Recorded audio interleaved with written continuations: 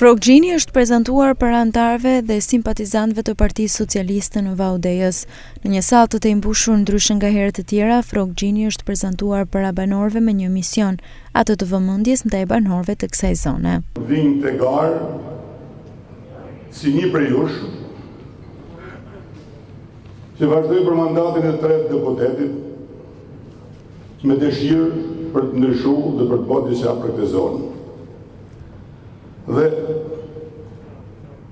nuk jam prej atyre njerëzve që i ruhum sfidave, që nuk marrë përgjegjësi, por kam qef përballën dhe betejën ta aksoj deri në fund.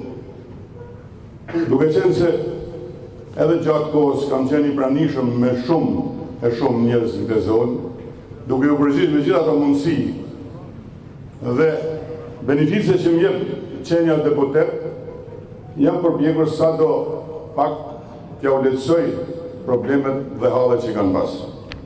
Me shumë dashamirësi të votojmë numrin 5, të votojmë kryeministrin Rama, të votojmë Partinë Socialiste në mënyrë që t'i shërbejmë zonës tonë, qarkut tonë, që të marrë fund njëra për gjithmonë pa drejtësia që ja u bë shqiptarëve në gjitha trojet.